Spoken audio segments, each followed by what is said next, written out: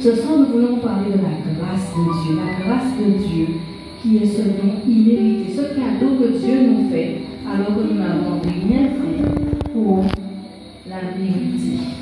Nous allons chanter, comme nous dit le psaume 47, chanter sans cesse la bonté du Seigneur.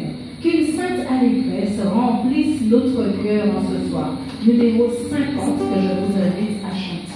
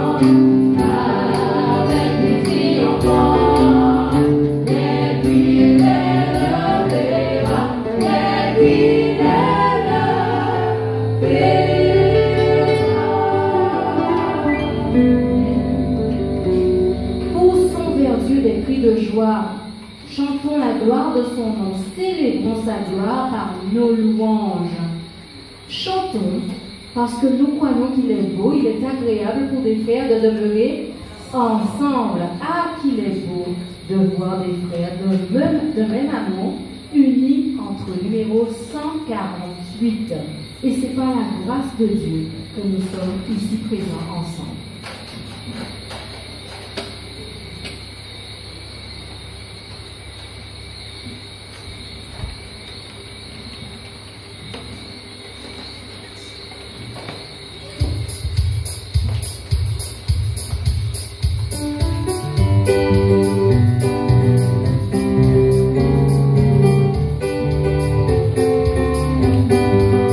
À qui les beaux de voir les frères.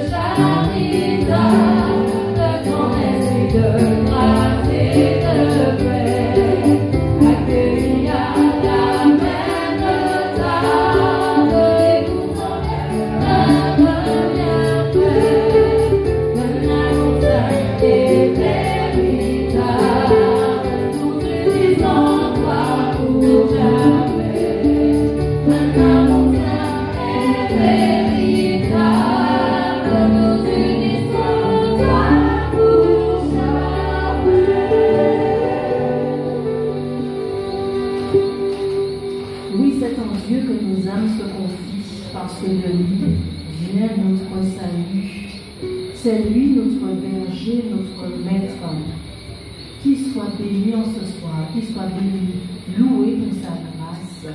Numéro 553, bon sauveur, berger fidèle, conduis-nous par ton amour. Toi qui nous reçus par grâce, dès que nous soyons faibles et pécheurs, par ta puissance efficace, purifie encore nos vies.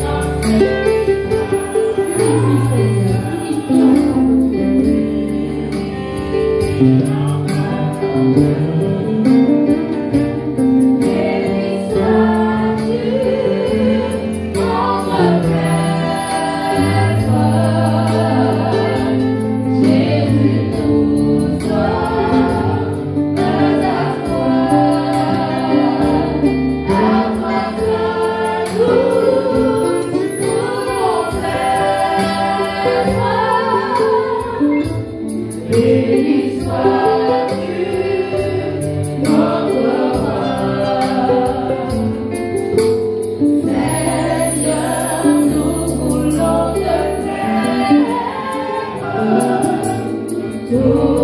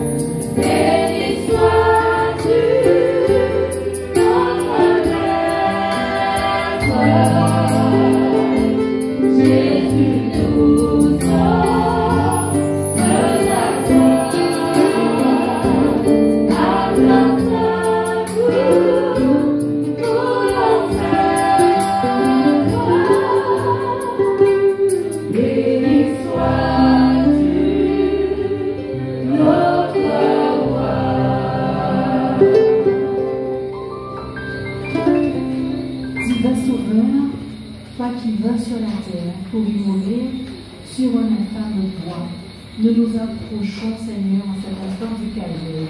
Et nous voulons, Seigneur, que ton esprit nous enseigne à contempler ta croix, numéro 57.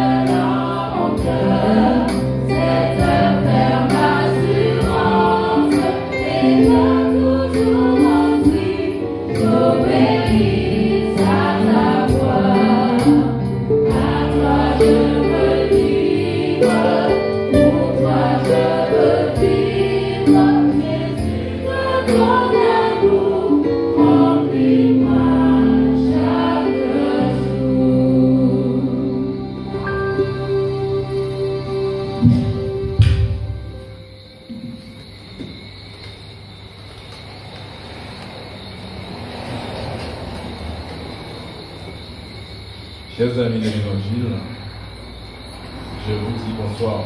Bonsoir. Comment allez-vous? Bien? Sûr? Yes. Le psalmiste nous dit dans le psaume 119, et heureux ceux qui gardent ses préceptes, qui le cherchent de tout leur cœur. qui ne commettent point d'iniquité et qui marchent dans ses voies. C'est joli ça. Heureux. Il demande d'être heureux. Je salue mon frère Dominique que je vois ce soir. Je suis heureux de te voir. Je suis heureux de voir tout le monde, hein, mais lui particulièrement. Parce que ça fait un moment que je n'avais pas vu et je suis heureux de le voir. Vous êtes comme moi, non? N'est-ce pas? Oui, effectivement. Nous allons prier, hein, pour ne pas perdre trop de temps. Je vais vous demander de vous mettre debout et on a le de la prière.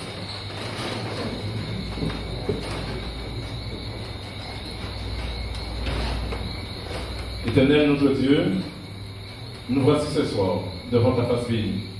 Nous voulons entendre ta parole. Merci de nous remplir de ton Saint-Esprit afin que cette parole trouve une place dans nos cœurs et que nous puissions vraiment nous abandonner entre tes voies et nous laisser conduire par ta puissance. Merci d'avoir conduit ton serviteur jusqu'à nous. Il a fait 7000 km pour être là. Tu l'as conduit et nous sommes assurés de cela. Merci Seigneur. Mais aussi nous te disons Seigneur de prendre soin de son épouse qui est restée seule là-bas. Garde-nous, encourage-nous. Ce soir, nous voulons, Seigneur Dieu, vraiment nous remettre entre tes mains et nous laisser conduire par la puissance de son Saint-Esprit.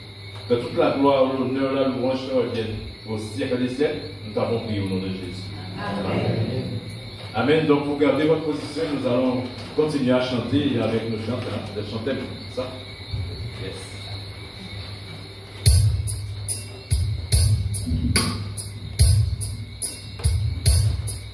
Jesus.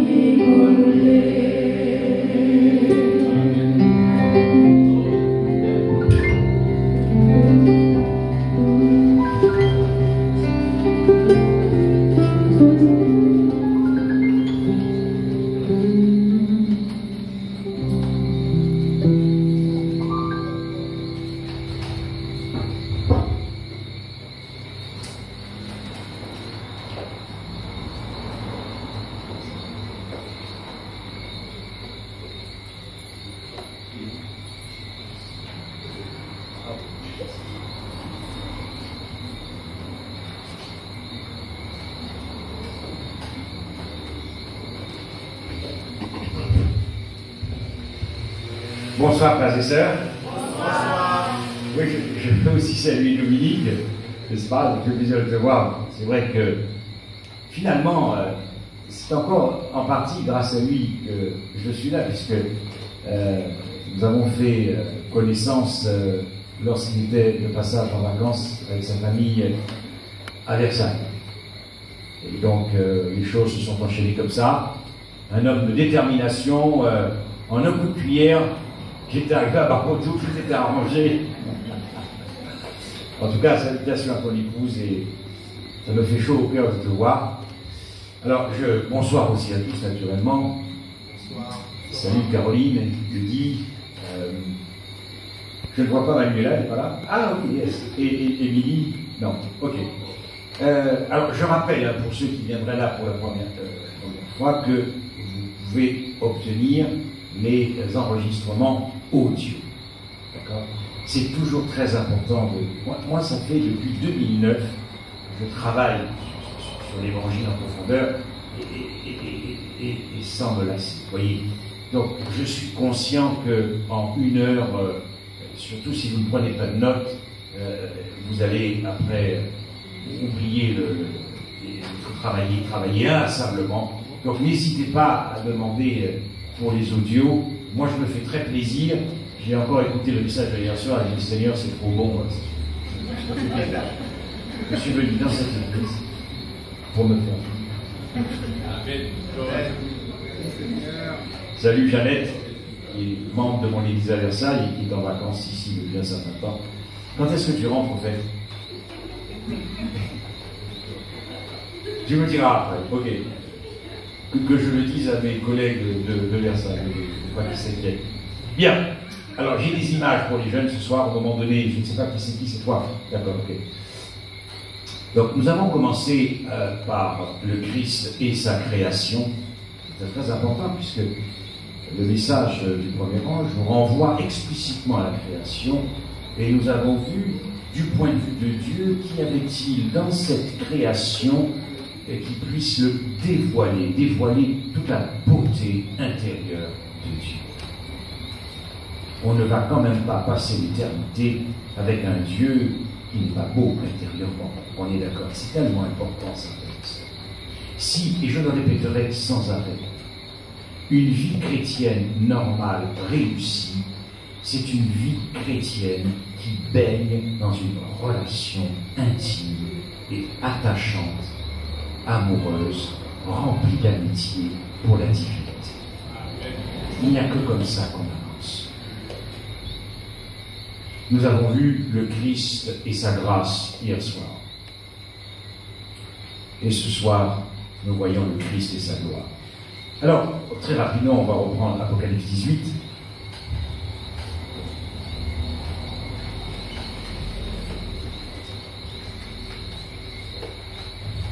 Et un texte très, très adventiste, Apocalypse 18.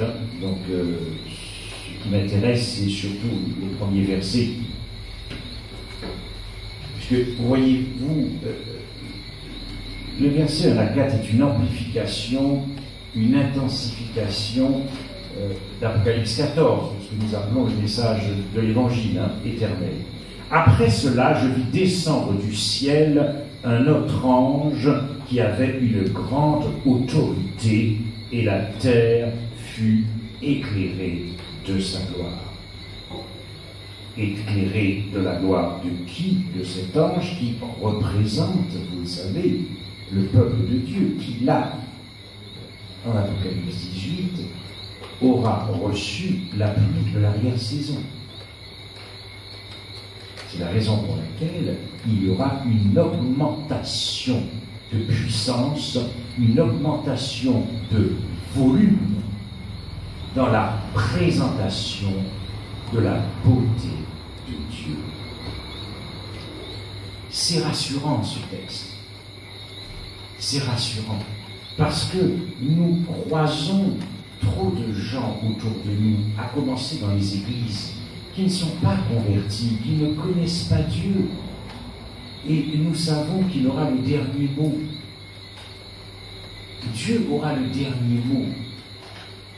Parce que en Éden, tout avait bien commencé, mais tout est devenu rapidement un cauchemar pour Dieu. Il faut, on dit souvent que, même à la fin des histoires, je me souviens, quand on parlait des films, tout se termine à la fin, ils se marièrent, ils eurent beaucoup d'enfants, ils furent heureux. C'est comme ça que les films se terminent. Il faut que ça se termine très bien pour Dieu. Si ça ne se termine pas très bien pour Dieu, il perd le conflit cosmique. Il l'a gagné à la croix, mais le conflit continue. Il est nécessaire, nous l'avons vu dans la création, il est nécessaire que Dieu ne soit pas seul pour résoudre le final du conflit cosmique. Il n'est pas bon que Dieu soit seul. Et il cherche cette épouse qui le trouve en Apocalypse 19, et c'est elle qui a cette autorité, et c'est elle qui éclaire la terre de sa gloire. Moi, dans mes prières, je demande à Dieu que je veux faire partie de cette épouse. Je croise des chrétiens qui préfèrent mourir tranquillos en Christ plutôt que de traverser tout ce qui nous attend, c'est-à-dire le pire avant le meilleur. Mais dites-moi, est-ce que vous pensez que ce sont des propos qui glorifient Dieu? Mais sur qui il va compter? Il ne peut pas compter sur Babylone, elle est tombée. Sur qui il va compter? Une vie chrétienne normale, c'est une vie où l'on se préoccupe de ce que devient Dieu. Alors, nous l'avons vu hier dans cet évangile qui va éclairer la terre de sa gloire. Il y a ici deux sens, et nous avons travaillé là-dessus. Quel est cet évangile qui va éclairer la terre de sa gloire et qui ne l'a pas encore éclairée? Quel est cet évangile? Et en même temps, c'est cette épouse qui aura été parfaitement guérie et qui pourra témoigner que l'évangile, comme nous l'avons vu hier, l'évangile guérit. Mais chers amis, si l'évangile ne nous guérit pas, si l'évangile ne nous délivre pas, si l'évangile ne nous libère pas, si l'évangile ne nous rend pas beaux, si l'évangile ne nous embellit pas, nous perdons notre temps avec Jésus-Christ, et je serai le premier à perdre mon temps. On est d'accord quand même. Que le monde ait inventé des psychologues et des psychiatres, c'est normal. Il faut bien une solution alternative, il ne croit pas en Dieu. Mais, si je ne suis pas guéri, c'est que je ne me suis pas laissé guérir par le Christ. Je dis au Seigneur, je ne vais quand même pas me trimballer toutes mes casseroles, c'est-à-dire les mauvais traits de mon caractère, jusqu'à ce que tu reviennes. Il n'en est pas question quand même. Parce que moi j'ai pris Dieu très au sérieux. Vous comprenez? Si je ne suis pas dans cet état d'esprit, si je ne suis pas dans cette mentalité-là, si ma foi n'a pas grandi, mais alors, avant que l'évangile éclaire la terre de sa gloire, il faut peut-être commencer par le fait que cet évangile puisse éclairer ma propre famille, mon propre foyer, mes collègues de travail. Nous ne pouvons pas avoir la prétention d'aller éclairer la terre de sa gloire, donc l'évangile et notre témoignage, si nous n'avons même pas illuminé notre épouse, si nous n'avons même pas illuminé notre époux, si nous n'avons même pas illuminé nos enfants. Si nos propres enfants ne connaissent pas Christ, parce que leurs propres parents ne connaissent pas Christ, si nos propres enfants ne sont pas amoureux du Christ, parce que leurs propres parents ne sont pas amoureux du Christ, c'est pas la terre qui va être éclairée, là. Est-ce que cet évangile a illuminé nos églises? Est-ce que l'évangile a éclairé nos églises? Comme je l'ai dit hier, nous devrions tous, vous et moi, ici, pouvoir témoigner de ce que l'évangile a été, de l'explosif dans nos vies, de la dynamite. C'est ce que signifie de la dynamite. Les gens nous observent. Et je le reprends encore, au risque de me répéter, les gens, quand ils nous regardent, ils savent si l'évangile a été de la dynamite ou du pétard mouillé. Et si l'évangile est du pétard mouillé, ça ne va pas éclairer, ça ne va pas donner. Ça ne donne pas. J'aimerais prendre avec vous 2 Corinthiens 4 et le verset 3.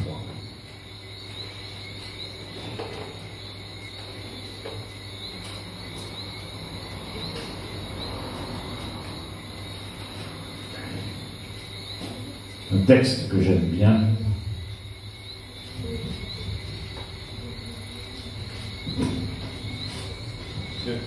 Corinthiens 4.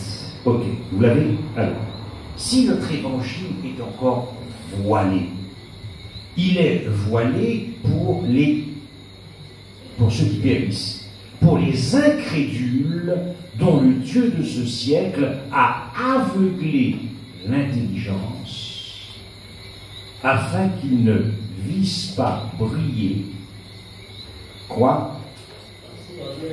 Splendeur. Observez bien comment Paul définit la splendeur de l'évangile. La gloire du Christ. Pas très vite. Écoutez. Paul, je l'ai déjà dit, ce que c'est que l'évangile. La conception, l'incarnation, la mort du Christ, la vie, sa mort, son ensevelissement, sa résurrection, son ascension, intronisation dans le sanctuaire. C'est ça l'évangile. Et Paul nous dit que l'évangile, la splendeur, c'est la gloire du Christ. Ok? Quand vous avez une campagne d'évangélisation et que vous n'avez aucun message sur la gloire du Christ,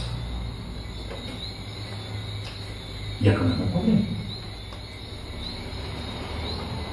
Je le dis très franchement parce que ce n'est pas une critique. Écoutez, j'ai décidé de suivre le Christ quand même en toute intelligence, l'esprit et du cœur.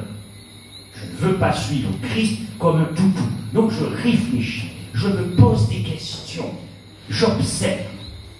Mais quand je vois que Paul définit l'évangile comme étant d'abord une personne, Christ, prêcher Christ, prêcher Christ, prêcher Christ, prêcher Christ, prêcher Christ, prêcher l'incarnation, prêcher l'alliance, prêcher les 2 Adams que nous faisons, prêcher l'épouse, prêcher le conflit cosmique, prêcher l'évangile. Mais dans une campagne d'évangélisation, souvent, boum, premier message, la statue de Daniel 2. Moi, j'ai rien contre cela. Mais je ne vois pas où est la gloire du Christ dans cette prédication. Après, boum, la loi. J'ai rien contre ça. Mais elle est où la gloire du Christ là-dedans? C'est-à-dire les entrailles de Dieu, le portrait de Dieu. Qui est Dieu? Qui est Dieu? On ne peut pas simplement dire que Dieu est amour. Moi, j'ai entendu ça quand j'étais jeune. Dieu est amour. Oui, mais c'était un inconnu parce qu'on ne m'avait pas présenté les entrailles de Dieu. Qu'est-ce qu'il y a à l'intérieur de Dieu? C'est ce qui m'intéresse. Vous voyez? Donc la loi, boum, marque de la bête, boum, cosmétique, boum, cochon, boum. Et après, premier appel, donne ton cœur à Christ. C'est du vide, c'est du néant. Vous voyez? Il faut centrer nos messages sur la gloire du Christ, tel que nous voyons ces messages-là durant cette semaine. Et quand vous êtes certain que cette personne se baptise en Christ, alors vous avez tout un corps pastoral pour l'instruire dans nos doctrines et qu'elle comprenne pourquoi nous sommes adventistes et pas catholiques ou pas témoins de Jéhovah, etc., etc. Et vous pouvez là l'enseigner dans la prophétie, mais toujours mouiller tout ça dans le Christ. Alors Satan essaye de voiler l'évangile. Satan a réussi à voiler l'évangile. Au début, je pensais, quand je lisais ce texte, que c'était l'évangile était voilé au monde à cause de l'incrédulité, de l'endurcissement. Mais ce qui est inquiétant dans ce texte, c'est que Satan aussi voile l'évangile aux croyants, pas uniquement au monde. Et de quelle manière Satan voile l'évangile aux croyants? Quand je parle de l'évangile, je parle de la gloire du Christ. En les maintenant dans l'ignorance de la gloire du Christ. En les maintenant dans la connaissance de la gloire du Christ. Et de quelle manière Satan peut nous maintenir dans l'ignorance de la gloire du Christ lorsque les chrétiens ne s'exposent plus à la gloire du Christ, lorsqu'ils ne se frottent plus à la gloire du Christ, c'est-à-dire lorsque les chrétiens ne cherchent plus à connaître la gloire du Christ dans la parole de Dieu. Je ne parle pas du sabbat.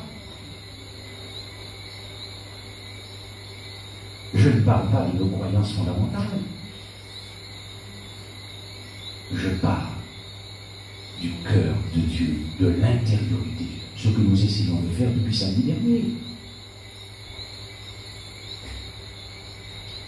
Ne pas contempler la connaissance de la gloire du Christ.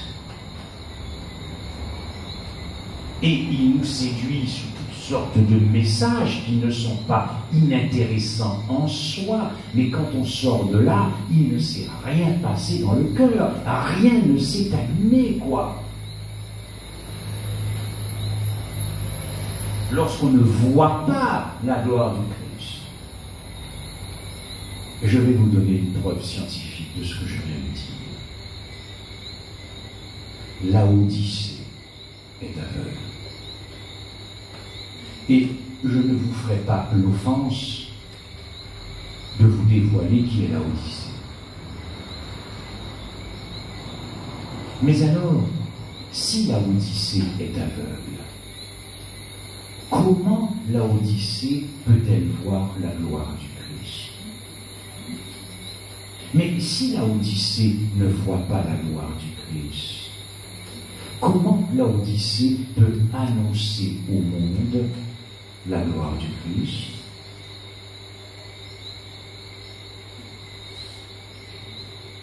Satan a voilé l'évangile à Israël pendant 1500 ans.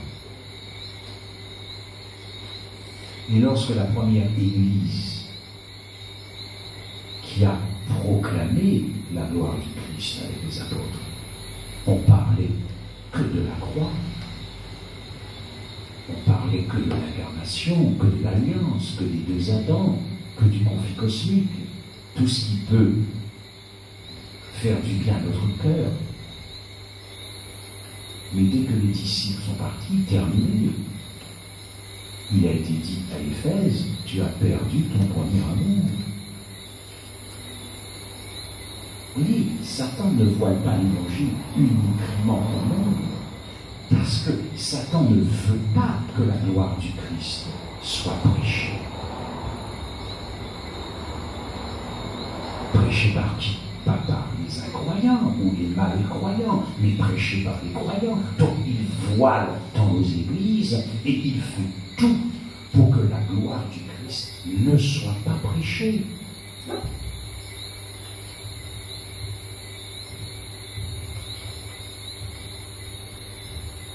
Paul, toujours dans ce chapitre, dira dans 2 Corinthiens 4, et de même que la lumière qui brillait du sein des ténèbres à la création, c'est cette même lumière qui fera briller dans nos cœurs. Vous connaissez ce texte? Vous voulez qu'on le prenne ou pas? On va le prendre. 2 Corinthiens 4.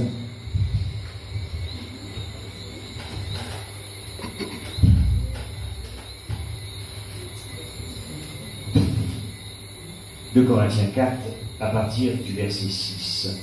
Car Dieu qui a dit la lumière brillera du sein des ténèbres, a fait briller la lumière dans le cœur,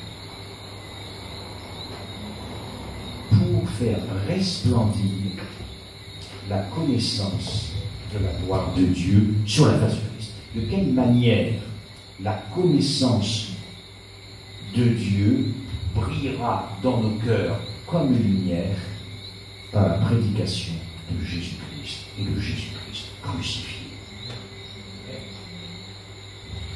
Christ a traversé le cosmos et l'univers pour révéler à l'univers qui est Dieu.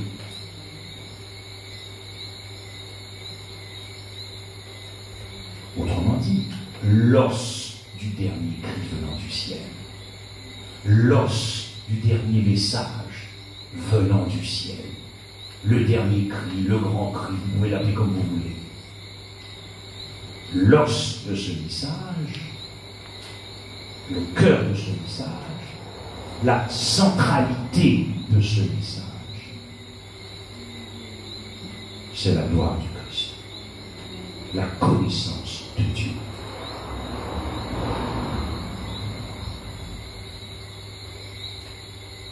Mais alors, quel est cet évangile qui va éclairer la terre de sa gloire? Quel est cet évangile qui va illuminer la terre de sa gloire? Cet évangile qui aura guéri cette épouse finale, qui aura été complètement guérie et qui ressemblera comme deux gouttes d'eau à son époux. Là, nous avons la réponse dans la Bible.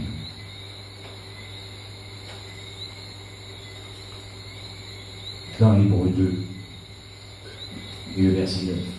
Celui qui a été abaissé pour un peu de temps au-dessous des anges, Jésus, nous le voyons couronné de gloire et d'honneur, de gloire, à cause de la mort qu'il a souffert, afin que par la grâce de Dieu, il souffrit la mort pour tous. Donc Paul est en train de nous dire ici que la croix de Golgotha, sa mort en sacrifice, constitue le sommet de la gloire du Christ, que Paul appelle la splendeur de l'Évangile, que Paul appelle le portrait et le visage de Dieu.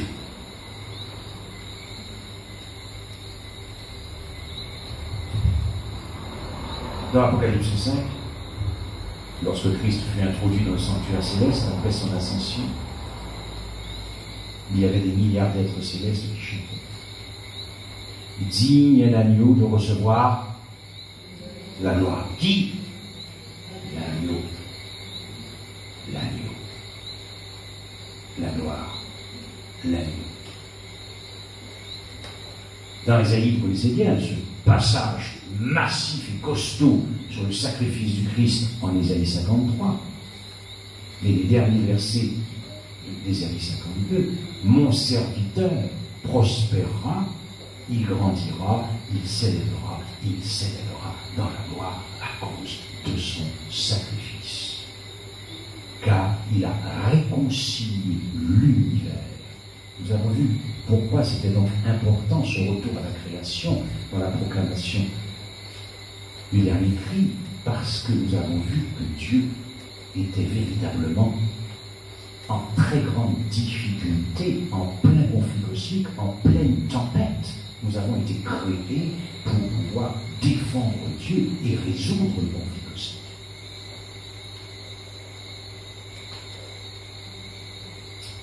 Dans le sanctuaire terrestre, la Shekinah, c'est-à-dire la présence de Dieu dont on a déduit sa gloire,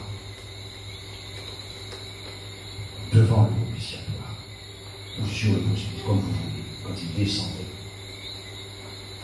Paul parle du Christ comme victime propitiatoire, expiatoire et propitiatoire. Les deux sens sont tout à fait différents. Ils sont très proches l'un de l'autre. Et Paul dira, finalement, que Christ est l'antitype du propitiatoire aspergé par son propre sang. Et c'est là que la gloire de Dieu descendait.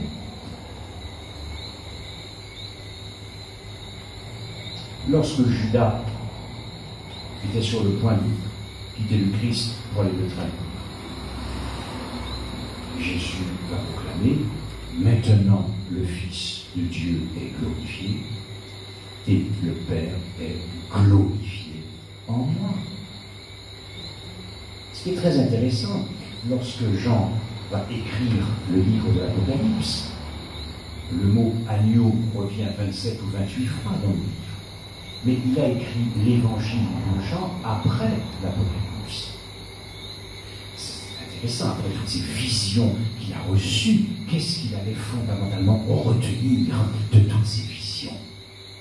Eh bien, son évangile, parce que l'évangile c'est la personne du Christ, qui est l'évangile? C'est Jésus-Christ. Donc, nécessairement, son évangile est centré sur le Christ crucifié. Au chapitre 1er, l'agneau qui ôte le péché du monde. Au chapitre 2, détruisez ce temple et je le rebâtirai en 3 jours. Au chapitre 3, dans cette discussion avec Nicodème, il a mis Nicodème au parfum tout de suite. Et de même que le serpent fut élevé dans le désert, il faut que le Fils de l'homme soit aussi élevé. Quand il va rencontrer cette femme samaritaine, il va lui parler, mais si seulement tu connaissais le don de Dieu.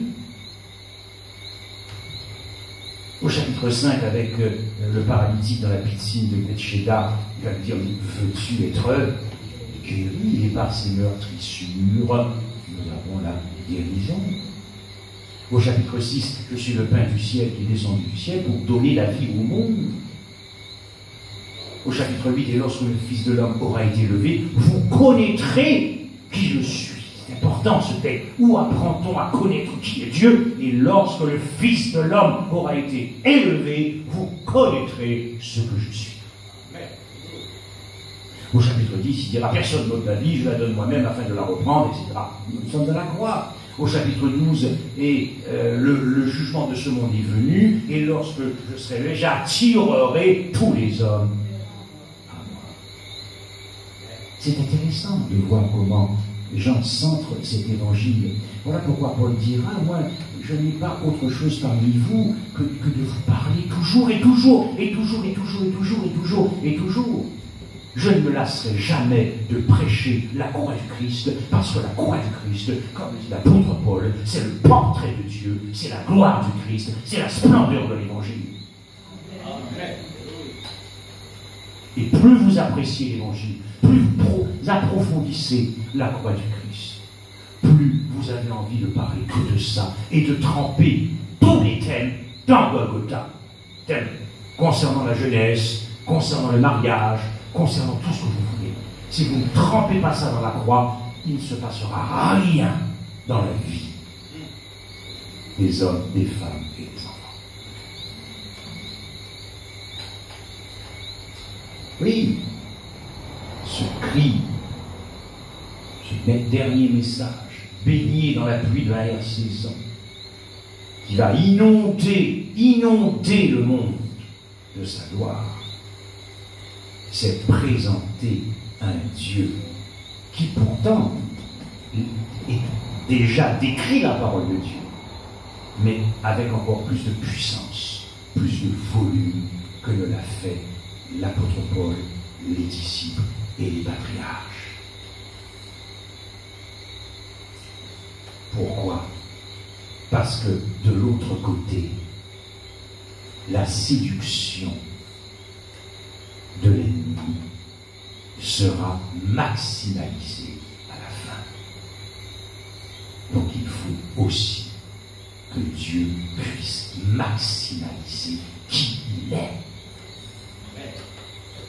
Voilà pourquoi je pense très sincèrement que ce grand cri, annoncer l'Évangile, c'est annoncer Jésus-Christ crucifié, comme le dit l'apôtre Paul. Je ne suis pas venu pour baptiser, mais je suis venu pour annoncer l'Évangile, et cela sans la sagesse du langage, afin que la croix de Jésus-Christ ne soit pas rendue vaine. Voilà pourquoi je pense, quand je travaille l'Apocalypse 18 et l'Apocalypse 14,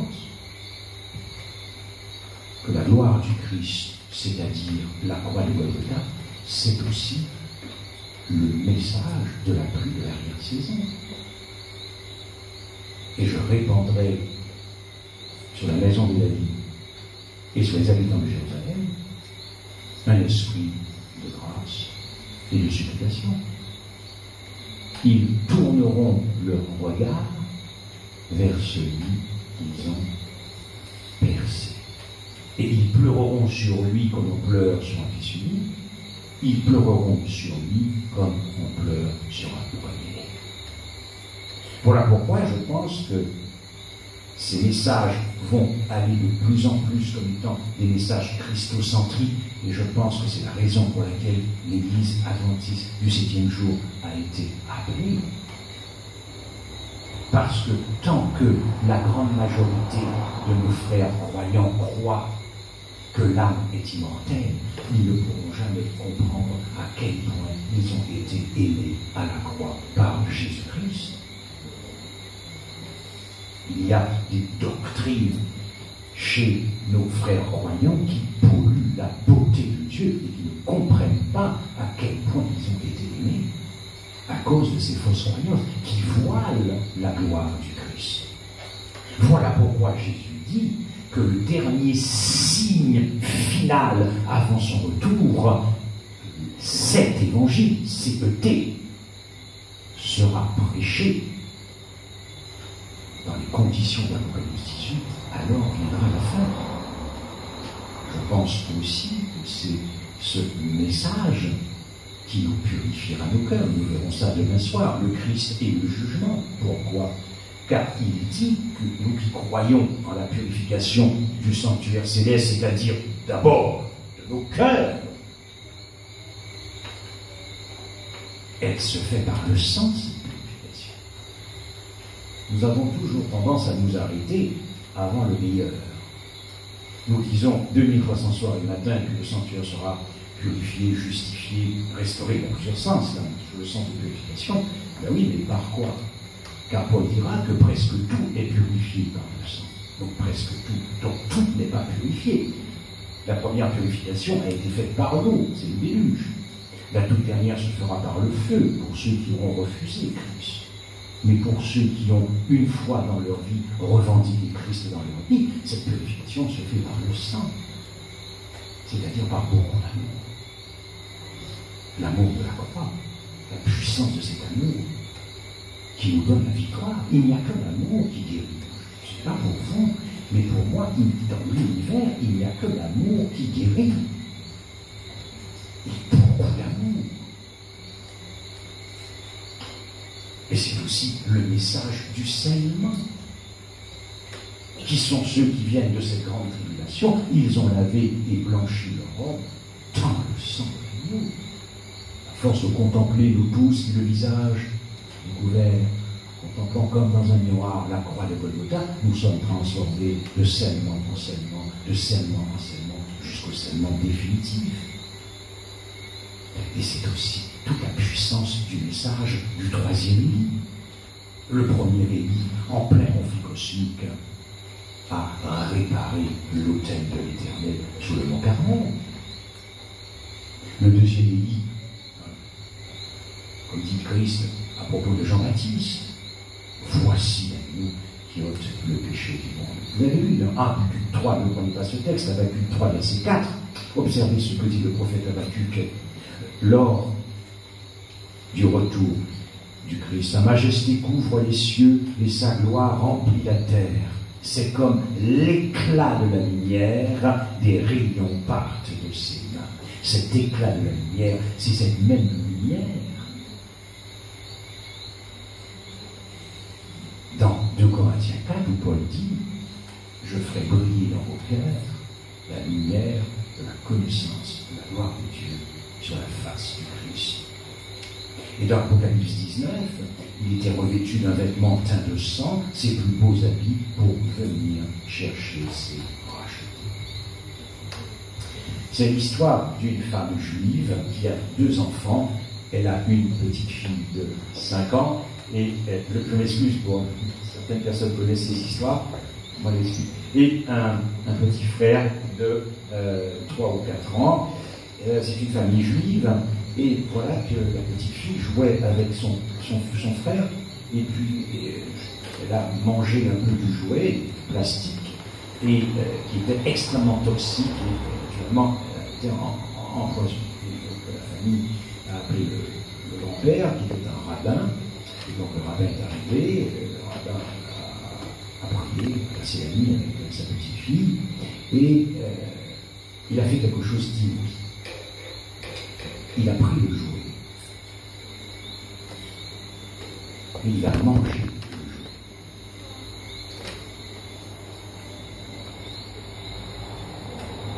C'était à la fois pour rassurer sa petite fille et aussi pour lui lancer un message fort. Si tu dois mourir, on ira, on le fera ensemble. On ira ensemble. C'est ça la gloire du Christ. Lorsque Dieu avait dit à Adam et Ève, le jour où tu en mangeras, tu mourras, cette parole était irréversible. Cette parole était non négociable. Naturellement, l'ennemi est allé leur prêcher la doctrine de l'immortalité de l'âme, doctrine à laquelle ils y ont cru. Et le monde chrétien, sauf exception, est plongé toujours dans cette doctrine qui a été récupérée aussi par les philosophes grecs, la philosophie grecque. Mais Dieu ne négocie pas sa parole. Donc, Christ, et j'aimerais que tu puisses me passer la première diapo si c'est possible.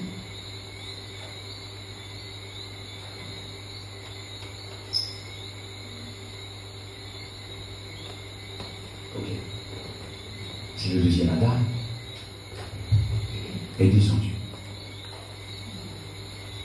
Et en faisant un avec chaque homme en lui, nous avons traversé ensemble la seconde mort. Il a dit à la race humaine, parce qu'il était le représentant de la race humaine, en tant que deuxième Adam, tous en lui comme nous étions tous dans le premier Adam. Je vous rappelle que pour Dieu, il n'y a que deux hommes qui ont marqué l'histoire de la race humaine. Nous étions tous dans le premier Adam. Christ est venu. Il a réécrit l'histoire de chaque homme en lui. Il a réécrit la vie de chaque homme en lui. Il est allé ensevelir toute l'histoire adamique d'Adam, le tombé, le transgresseur. Et la deuxième image, j'aime beaucoup cette image. Vous voyez, j'ai pris l'image du sanctuaire parce que nous nous oublions souvent que le Christ est le sanctuaire intermédiaire entre le terrestre et le céleste. Dans Isaïe, il dit il sera un sanctuaire, mais aussi une pierre d'achoppement, un rocher de scandale, etc., et détruisez ce temps. Et donc c'est une idée, vous voyez, comment il va récupérer tous les hommes en lui, de toute la famille d'Adam, les fils d'Adam, les filles d'Adam, toute la race humaine en lui. Il a récupéré cela en lui. Il a hébergé toute la race humaine en lui. Il a intégré toute la race humaine en lui. Il a réuni tous les hommes en lui pour traverser ensemble la seconde mort, selon ce qui avait été écrit, le jour où tu en mangeras, tu mourras. L'Écriture appelle ça la gloire de Dieu. Sachant que notre vieil homme a été crucifié avec lui, afin que le corps du péché soit détruit. Il n'y a pas de conception dualiste de l'homme. Le corps, c'est l'homme tout entier. L'âme, c'est l'homme tout entier. Donc, lorsque Paul dit afin que le corps du péché soit détruit, c'est que le pécheur soit condamné et crucifié en Christ. Donc, il a hébergé en lui tous les pécheurs de la race humaine en faisant un avec lui. Nous verrons ça dans les conférences. Mais quand nous parlons de substitution, qui est biblique, nous parlons exactement de quelle substitution? C'est une substitution dans la souffrance, dans la douleur et dans l'agonie. Et c'est précisément pour cela que nous avons été hébergés en lui, car c'est lui seul qui a encaissé et ressenti l'agonie. Nous n'avons absolument rien ressenti en traversant la vallée de la seconde mort. Ni vous, ni moi avons agonisé. Ni vous, ni moi avons souffert de cette seconde mort. Et nous verrons qu'il est une expérience vivante avant de mourir physiquement. C'est la conscience d'être abandonné. Père, pourquoi m'as-tu abandonné? C'est ça, théologiquement, une expérience de la seconde mort. L'expérience des perdus après le millénium. Autrement dit, nous n'avons rien ressenti. Aucune douleur, aucune souffrance, aucune agonie. J'ai pris cette... Voilà. C'est pas exactement... Mais, voyez, on a le sentiment que...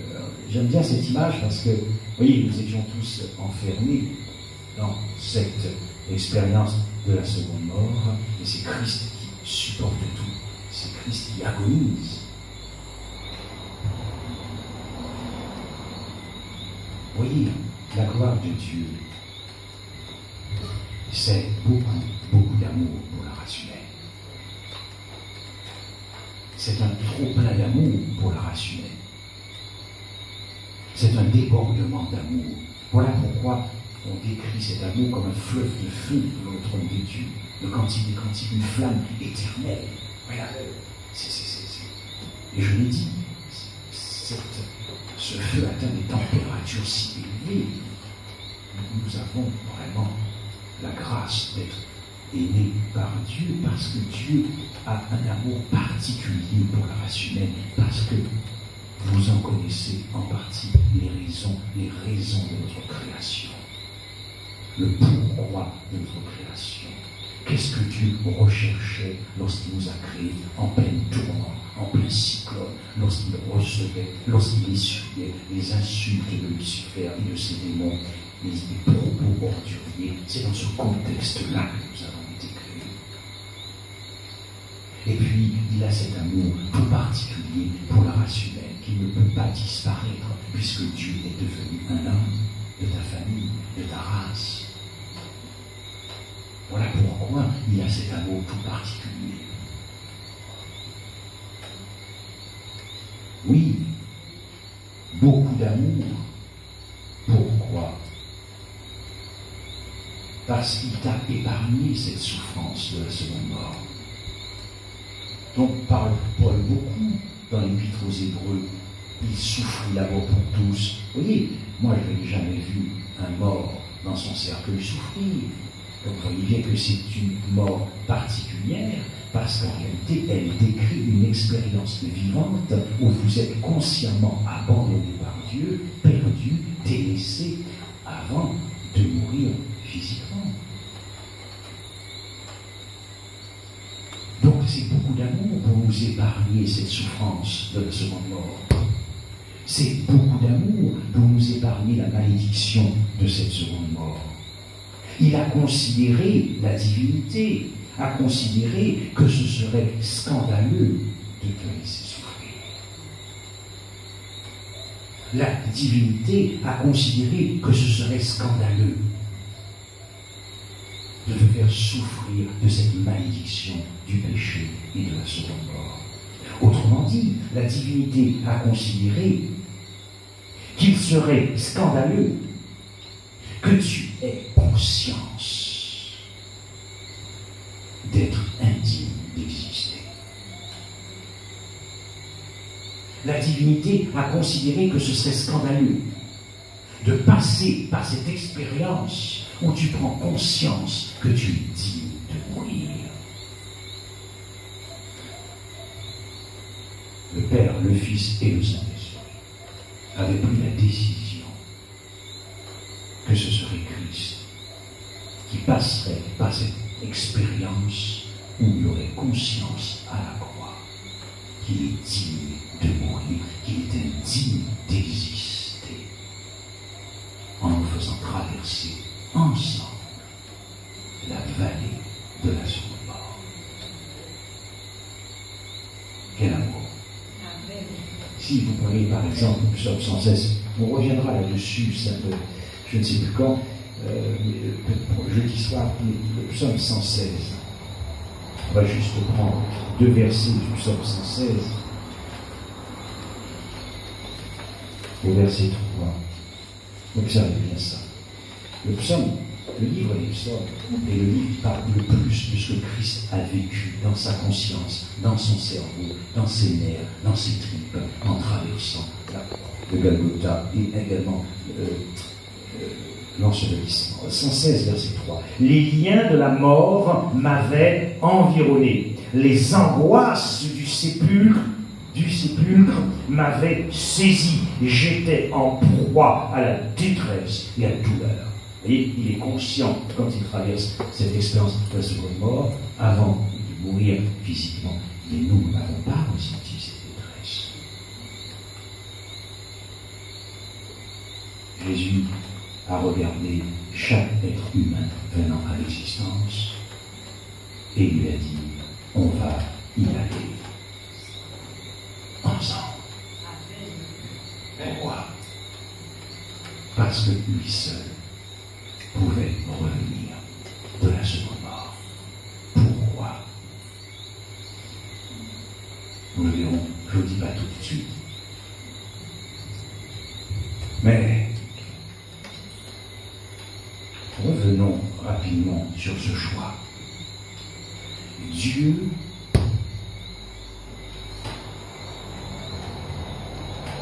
aime. Il faut comprendre que le Père, le Fils, c'est une ronde de l'amour. Hein? C'est le cercle de l'amour. C'est une famille. C'est la famille divine. Donc le Père ne vit que pour le Fils ne vit que pour le Père, le Saint-Esprit ne vit que pour le Fils. Ça tombe comme ça. La triade de l'amour. De toute éternité, il en fut ainsi. Donc, lorsqu'on considère l'amour du Père pour son Fils, nous sommes en train de parler d'un amour que nous ne connaissons pas à cause du péché. Notre amour est dégradé. Nous avons perdu l'amour récent, agapé. Donc, considérer l'amour de Dieu le Père pour le Fils, c'est considérer la perfection de son amour pour son Fils. C'est considérer la totalité de l'amour. C'est considérer la plénitude de l'amour. C'est considérer la pureté de l'amour.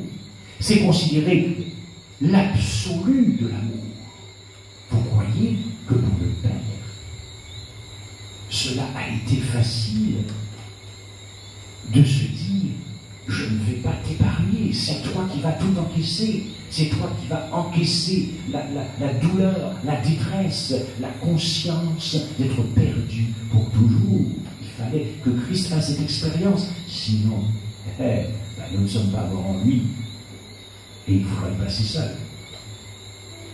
Mais dans le même temps, à chaque fois que le Père regardait chaque enfant de la famille humaine, il avait le même amour pour toi, le même amour pour les croyants, les incroyants, toute tribu, toute nation, car il aime de l'amour inconditionnel et désintéressé. Il aime l'homme pour sa personne, pas pour ce qu'il fait. Donc il avait ce même amour, cette même perfection pour toi d'amour, d'absolu de l'amour, de plénitude de l'amour, de totalité de l'amour. Donc il voulait aussi t'épargner cette souffrance de la seconde mort, parce que tu dois quand même y passer. La parole de Dieu est non négociable. Est-ce que vous imaginez la lutte de Dieu? Il est amour. Il est amoureux de son Fils. Il est amoureux de toi. Donc c'est l'amour qui lutte contre l'amour. Il veut épargner son fils, mais il veut aussi t'épargner. Mais quel choix va-t-il faire? L'Écriture appelle ça la gloire de Dieu. Vous imaginez ce choix? Vous imaginez ce choix? Il veut t'épargner les souffrances, les détresses de la seconde mort, mais il veut aussi épargner son fils. Nous qui aimons de l'amour dégradé, de cet amour luciférien que nous avons récupéré en Éden, un amour centré sur soi-même, qui n'est plus centré sur l'autre, alors même que nous aimons de l'amour dégradé, nous ne pourrions même pas supporter de voir notre enfant souffrir. Imaginez l'amour de Dieu. Quel choix va-t-il faire? Va-t-il épargner son fils et nous laisser encaisser personnellement l'expérience de la seconde mort? Ou alors va-t-il nous épargner en nous la faisant traverser avec son fils, mais c'est lui qui prend tout? Et le fils et le choix du Christ. Lui aussi, il aime son Père d'un amour parfait, de toute éternité. Vous imaginez? Mais il t'aime aussi, pareil. Il veut t'épargner cette expérience de la seconde mort. Mais il ne veut pas être perdu, avoir la conscience d'être perdu et perdre son Père à la croix.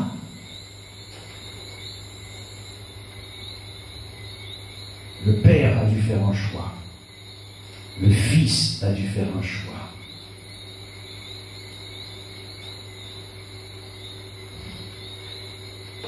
Et quel a été le choix de la divinité?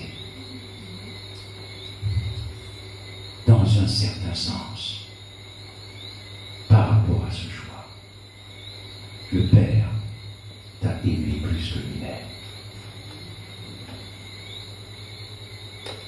Et le Fils t'a aimé plus que lui-même. Puisqu'ils ont décidé que c'est eux qui allaient souffrir.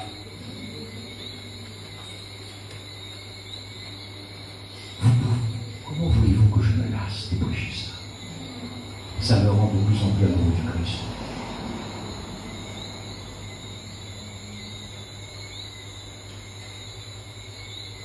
Ce qui a coûté le plus cher dans l'univers à la divinité, c'est le péché. Mais ce qui a le plus de valeur dans l'univers par rapport à ce choix, c'est toi. Ça, c'est une démonstration scientifique. Tu es l'être le plus courtisé de l'univers quand tu regardes les yeux fixés sur Golgotha. Tu es l'être. Est-ce que tu imagines à quel point tu es désiré par la divinité? À quel point tu es courtisé par la divinité? À quel point, pour la divinité, tu es l'être le plus désirable, le plus désiré dans l'univers, alors que nous sommes les êtres les plus dangereux. Inouï, cet amour, nous ne connaissons pas cet amour, et c'est ça qui va éclairer la terre de sa gloire. Prenez avec moi Ecclésiaste 9 et le verset 4. Et nous allons aborder la conclusion rapidement, parce que j'ai encore tellement de belles choses à vous dire. Ecclésiaste 9, verset 4. Pour tous ceux qui vivent, il y a de l'espérance. Et même un chien vivant vaut mieux qu'un... Yes. Vous savez que dans l'Écriture, le chien symbolise les pécheurs. N'est-ce pas? Lui. Dans l'Apocalypse 2, dehors, dehors. Yes, à la croix, c'est Christ. Dehors. Nous verrons. Le lion de la tribu de... Yes. Ben, c'est ce qui s'est passé à la croix. Quand il est dit qu'il était préférable que le chien soit vivant, qu'il n'ait pas conscience qu'il soit digne de mort et indigne d'exister. La divinité a considéré que c'était elle qui était digne de mourir, en tout cas dans le sens de subir les angoisses, les détresses et la cause.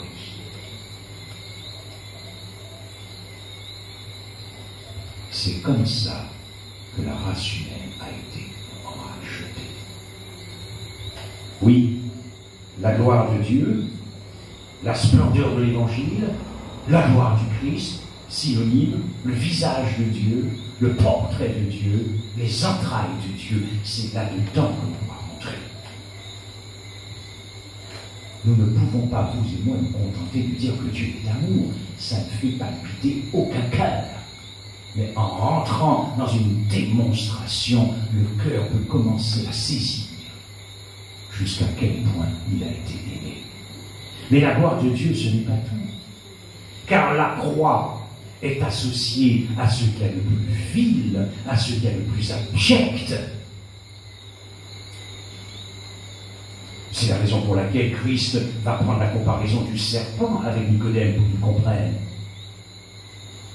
ce que doit devenir le Messie avant de régner.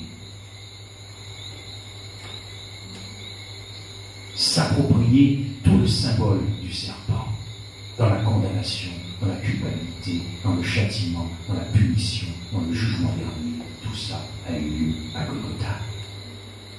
C'est pour cela que Christ s'attribue le symbole du ver de terre dans le psaume 22. Vous voyez, ce qu'il y a de plus vil, ce qu'il y a de plus abject à la croix, car, selon ce qui est écrit, maudit est quiconque est pendu au bois. À la croix, c'est ce qu'il y a de plus irrécupérable, jetable, selon ce qui est écrit, que celui qui est dévoué par interdit ne sera pas, il n'y aura pas de rachat possible. Lévitique 27, et nous verrons qu'en réalité, l'être de l'interdit, ou être maudit, ou la malédiction, ce sont des termes synonymes. Qu'est-ce que ça veut dire? Le fait qu'il ait été crucifié hors du camp, c'est tout ce qui était impur et souillé qui était hors du camp. La gloire du Christ, c'est de devenir le Dieu très très bas à la croix. C'est ça, être Dieu. Et nous l'avons vu lors du message samedi dernier, esclave de ces créatures. Le Dieu très très très très bas, pour monter et être pendu à la croix, il faut devenir le Dieu très bas. Et pourtant, la gloire du Christ, c'est qu'en pleine perdition,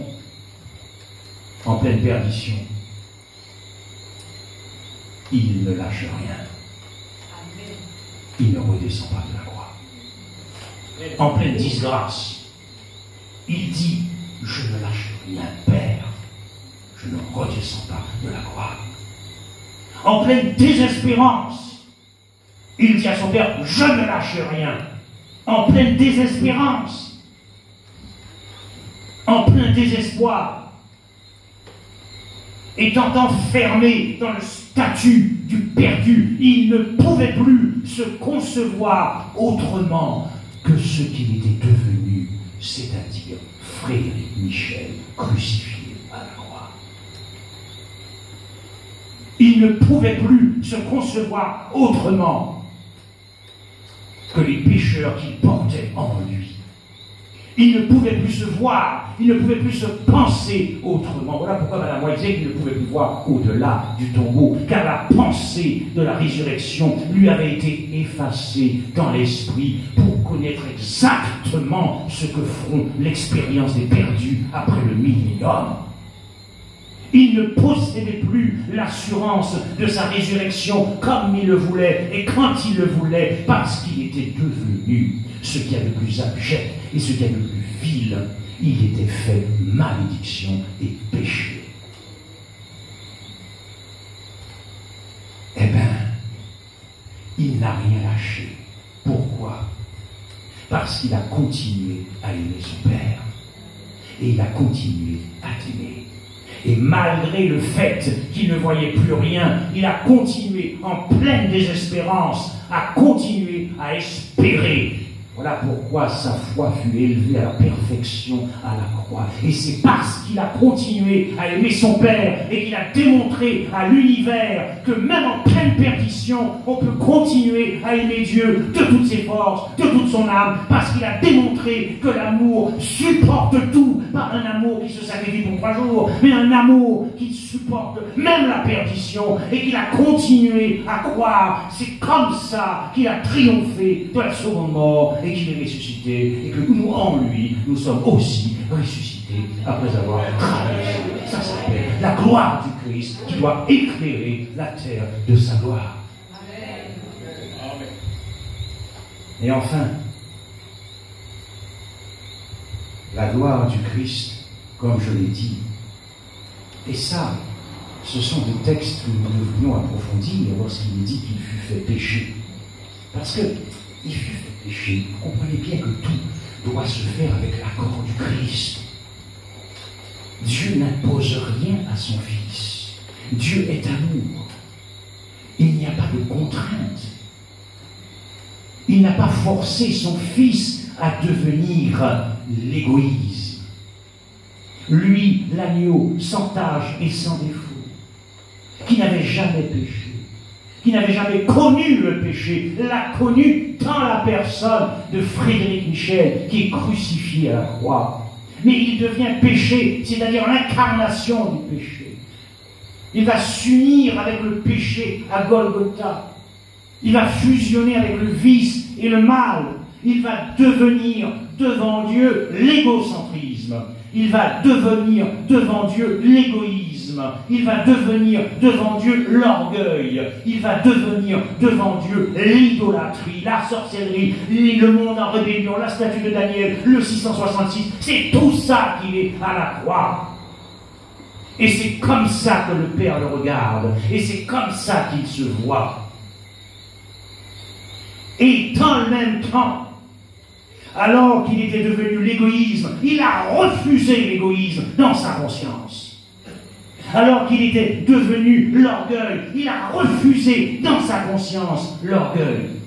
Alors qu'il était devenu l'égocentrisme, il a refusé l'égocentrisme. Il a dit oui au péché en acceptant de devenir le péché. Et en même temps, il dit non au péché. On appelle ça la gloire de Dieu et la gloire de Jésus-Christ. Est-ce que vous imaginez la situation dans laquelle il s'est trouvé? En devenant l'idolâtrie, il dit oui à l'idolâtrie parce qu'il fut fait péché, et en même temps, il refuse l'idolâtrie. Il est devenu l'œuvre du diable à la croix, et en même temps, il a condamné le péché dans la chair. On appelle ça. Cela a mis tout le monde d'accord dans l'univers. Je vais terminer par cette petite histoire. Certaines personnes connaissent cette petite histoire. Mais je la prends parce qu'elle est vraiment très frappante. C'est une mère qui a perdu son mari. Elle est jeune veuve. Bien. Elle a 2 enfants. Elle a une fille de 5 ans et un garçon de 4 ans. Et un jour, ils vont donc dans une barque à la mer. Et puis voilà qu'il y a une tempête, une grosse tempête, etc. Et la barque chavire, elle est encore à 50 mètres du village. Elle s'aperçoit qu'en nageant, elle est à bout de souffle, elle est épuisée. Elle est sur le point de se noyer avec son fils et sa fille. Et elle réalise qu'elle doit faire un choix. Pour au moins sauver la famille, c'est-à-dire soit le fils, soit la fille.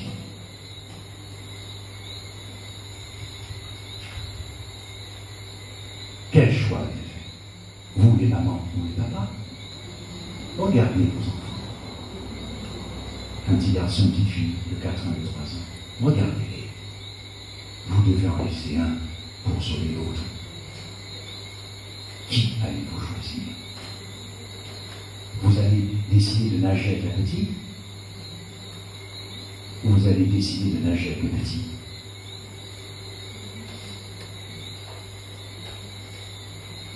Un choix impossible. possible. C'est pas possible de faire un choix comme ça. Alors que nous aimons d'un amour dégradé, souillé, corrompu par le péché. Mais malgré tout, c'est un choix insupportable qui crève le cœur. Eh bien, elle a décidé de laisser le petit et de partir avec la fille de l'âge. Mais le petit a compris ce qui se passait. Il a regardé sa mère dans le blanc des yeux et il lui a dit: pourquoi m'as-tu abandonné? Voilà ta valeur dans l'univers.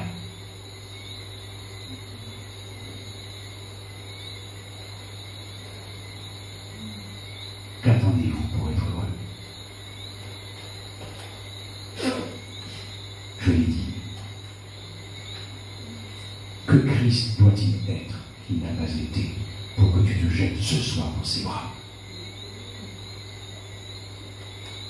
Que faut-il qu'il fasse qu'il n'a pas fait pour que tu te jettes ce soir dans ses bras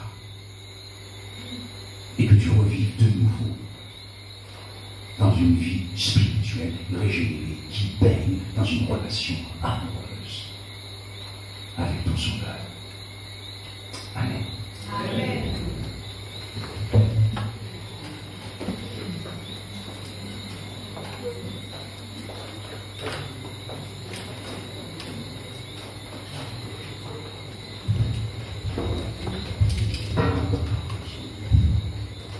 Levons-nous et entourons notre chantelle.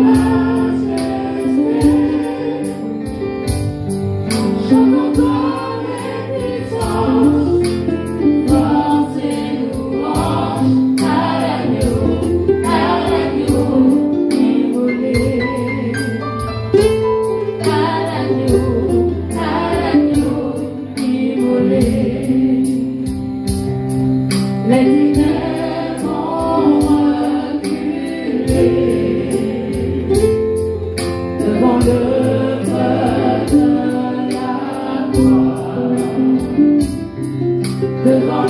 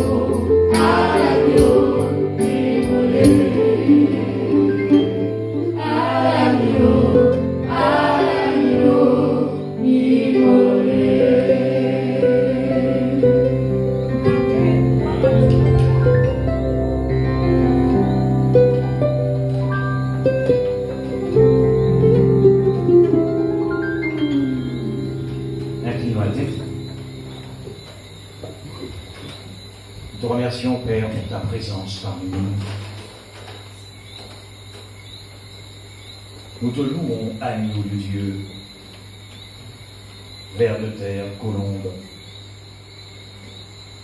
pour la folie de ton amour envers la race humaine, dont tu as accepté de devenir un membre de notre famille. Selon ce qui est écrit, Seigneur, tu nous as fait la promesse d'illuminer notre cœur de la connaissance de Dieu. Illumine nos cœurs, Saint-Esprit, ce soir, maintenant. Fais reculer les ténèbres dans nos vies. Nous te supplions d'entrer dans une guérison plus profonde et de nous accorder la délivrance. Et c'est avec beaucoup d'espoir que nous repartons ce soir au nom de Jésus. Amen. Demain soir, nous continuons avec le Christ et le jugement. Le jugement, une incroyable bonne nouvelle. À demain soir.